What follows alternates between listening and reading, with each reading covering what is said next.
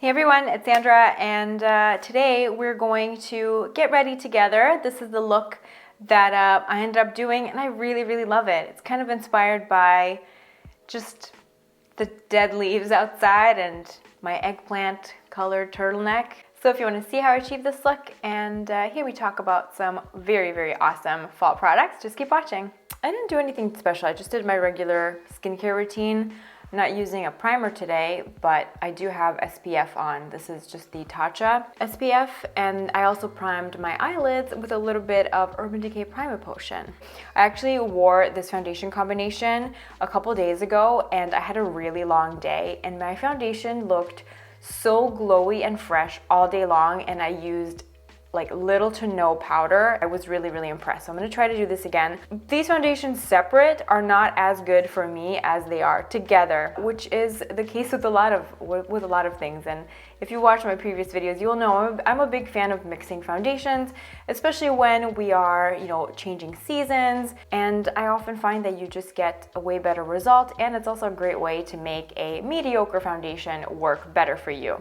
So I'm using the Giorgio Armani Power Fabric foundation today, and I love the color match that I have in this foundation. It's the perfect winter foundation color match for me. I use the shade 4.5, but this doesn't wear very well around my chin and nose area. It just gets really dry throughout the day. So I find that if I mix it with a more hydrating, more glowy product, I get a better situation. Today I'm going to mix it with another Armani foundation. This foundation I think is discontinued now. I got it on sale from the Armani website. It was like 70% off, and I thought this would be a great foundation for mixing. It's the Maestro Glow foundation. Not sure why they discontinued it, because a lot of people seem to really like this. This is a foundation that people with dry skin seem to really love. It has very light coverage and it's very glowy. I could never get away with using this by itself because I do have quite a bit of hyperpigmentation and I have oily combination skin, but it was heavily discounted, and I figured that it would be wonderful for mixing in with more matte foundations to give them a little bit more of a glowy boost. I have shade number 4 in the Maestro Glow, and I'm just going to do about a pump and a half of the Power Fabric. I've used up more than half of it. I'm excited to use it up, and I'm going to do about 2 drops of the Maestro Glow. So I'm just going to mix them together and dot them on my skin. And I'm going to take this Zoeva foundation brush first and just gently buff it. Well, not buffing, I guess I'm using a stippling motion. So I'm just going to gently stipple into the skin. Oh, this combination is so lovely. I also really like to use the It Cosmetics CC Cream as a mixer, because that's another product I cannot wear by itself because it does not last on my skin, but mixed in with a more long wearing matte foundation, it gives a really beautiful result. So you gotta play around, and if you are a foundation junkie like me, you definitely have more than one foundation laying around, so it's fun to play and figure out different combinations. These 3 are my favorite under eye concealing products. So far, I'm very happy with all of them, and I felt like just doing a little bit of a roundup and showing you them and talking about them more in detail. But the Sisley concealer, this is in shade number 2, which is quite strong, has quite strong peachy undertones. So I like to use this as a corrector before I go in with a regular concealer. Absolutely love this product. Then we have the L'Oreal. This is the True Match Super Blendable Concealer. I use this in the shade W12 Fair. And this has definitely dethroned the Maybelline Fit Me concealer. That used to be my favorite drugstore concealer. Not anymore. This is my new favorite drugstore concealer. It is so good, and it's so great for every day. If you just want like a medium coverage, very easy to blend. It almost has a bit of a blurring quality to it. The packaging is not ideal. It's one of those spongy tip things that you have to twist it up and the product gets a little bit messy. And then the big kahuna, this is the Too Faced Born This Way Multi-Use Sculpting Concealer. I use this in the shade Almond. If I really want more of a heavy-duty, flawless under-eye concealer look, this is what I reach for. This is what I used in my last everyday makeup tutorial that I did, so if you want to see it in action, definitely check that out. So if you are a fan of the more heavy, full-on under-eye look, I really like this. I prefer this to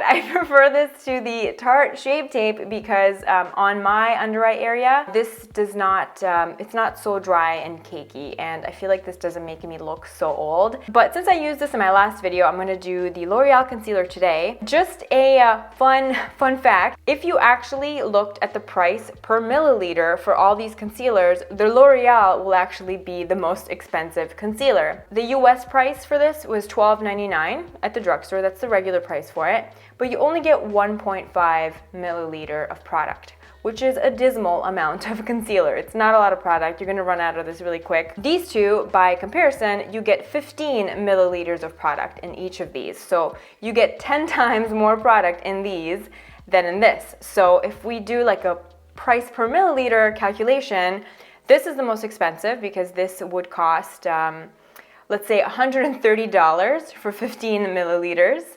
This costs $107 for 15 milliliters.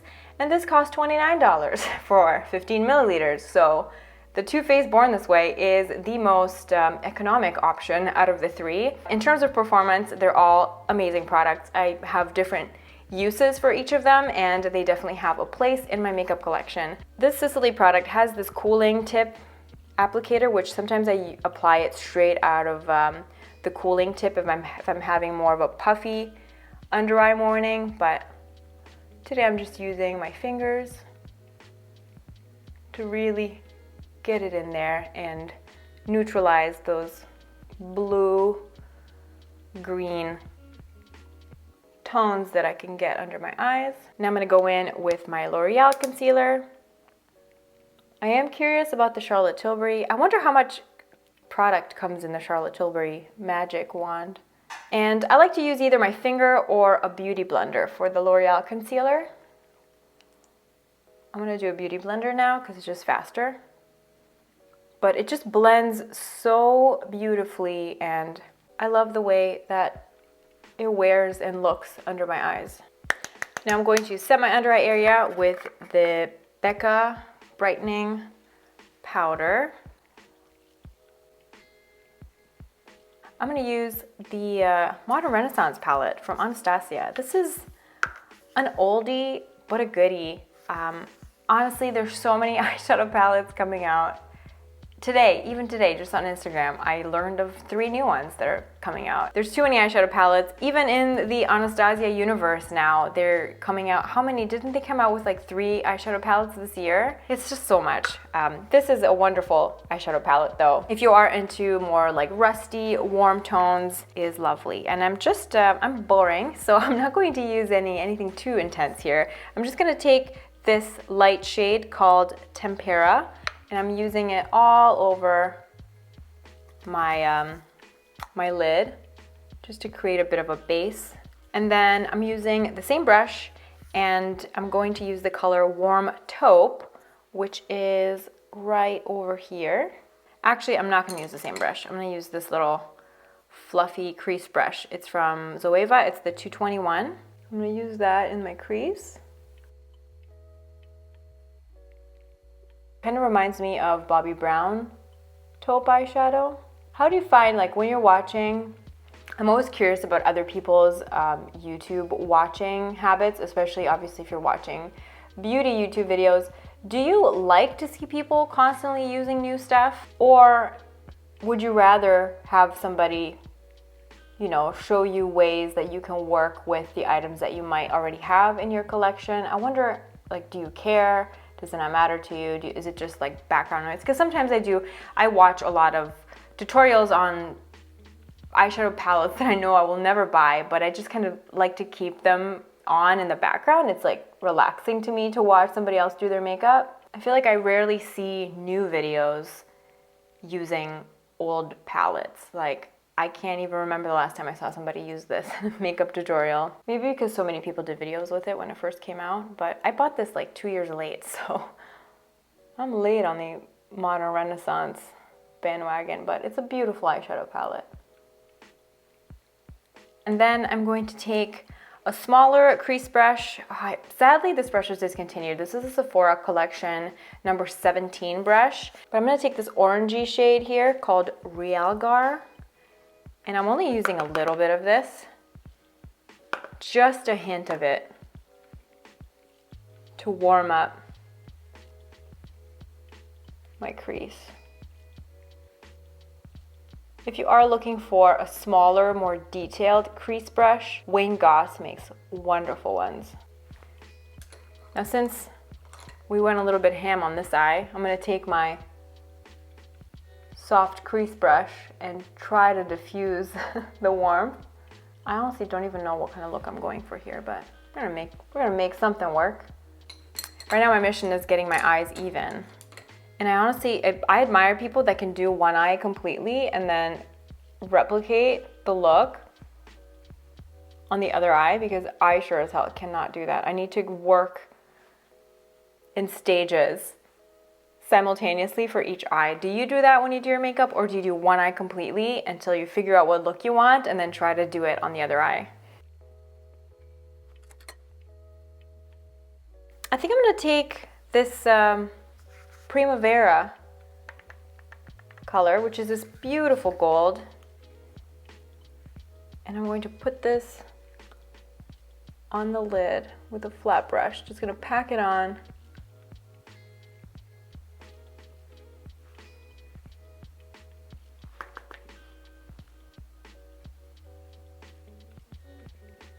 I'm gonna take this antique bronze shade here, right there. I'm gonna use that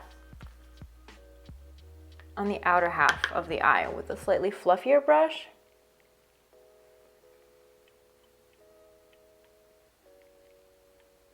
Just gently patting it in.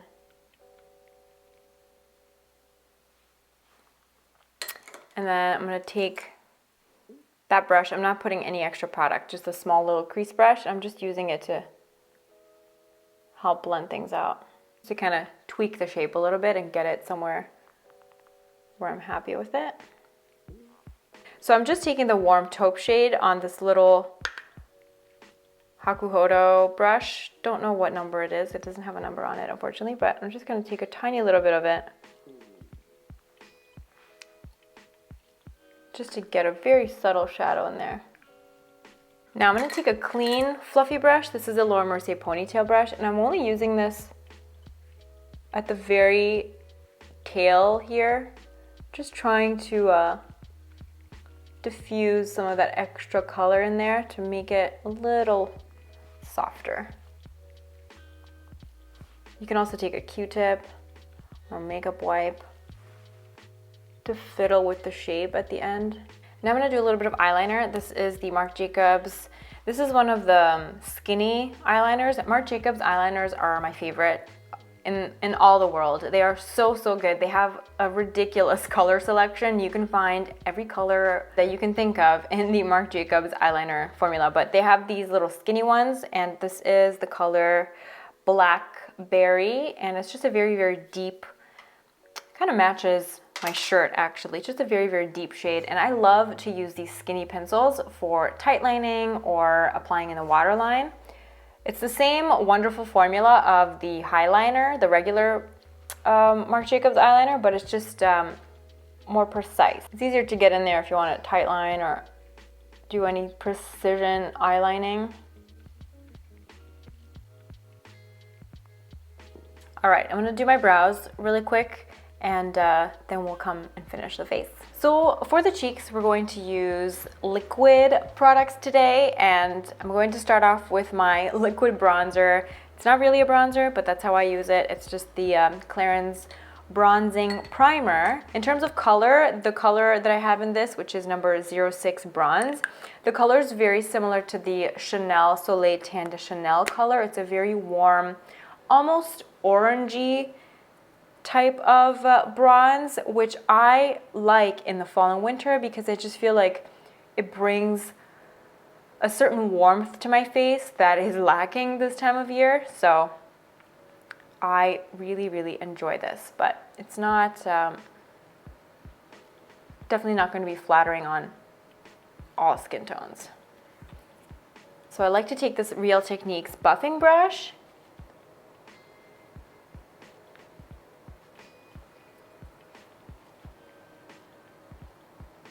and if there's any harsh edges or anything like that, I like to take a beauty blender to kind of make things more seamless to the perimeter of my face, just to warm things up.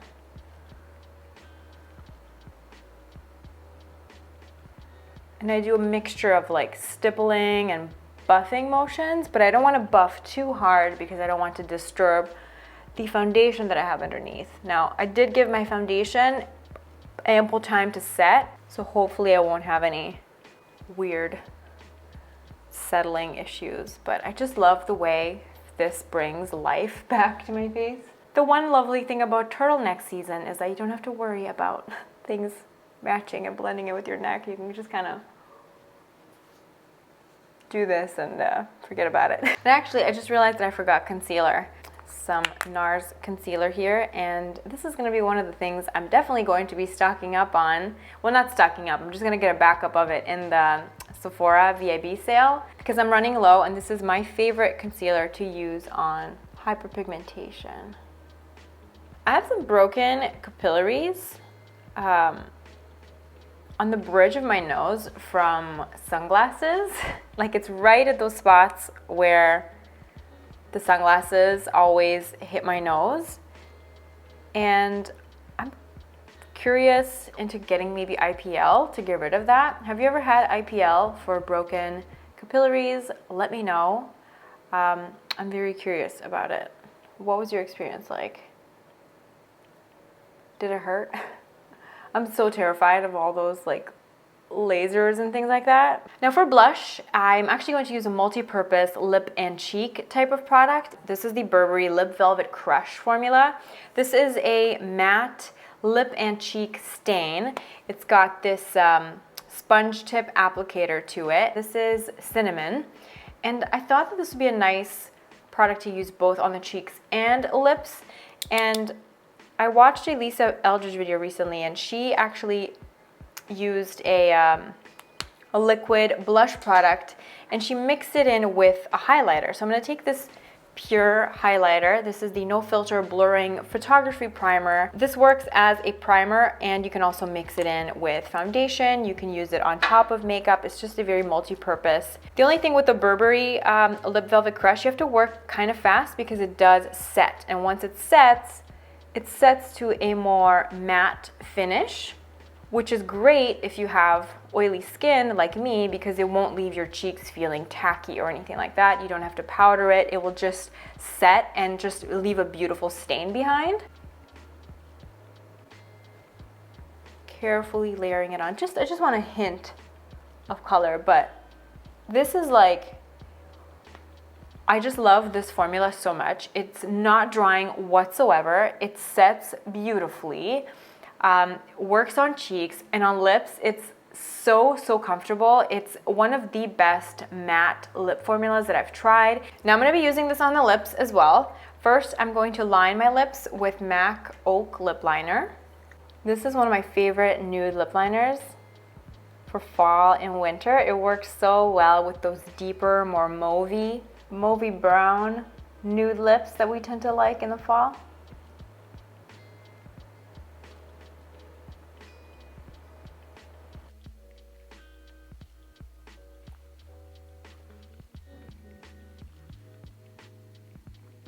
The weather outside has been so gray, and there's so many leaves on the ground, and it's like gray and rusty, and I don't know, I just felt like bringing some of those autumn shades into my makeup today, and I'm actually really happy with the way that it turned out. It's just like when you're having a good makeup day, it can make so many things better. So thank you so much for watching. I hope you enjoy this, and I will see you in my next video. Bye.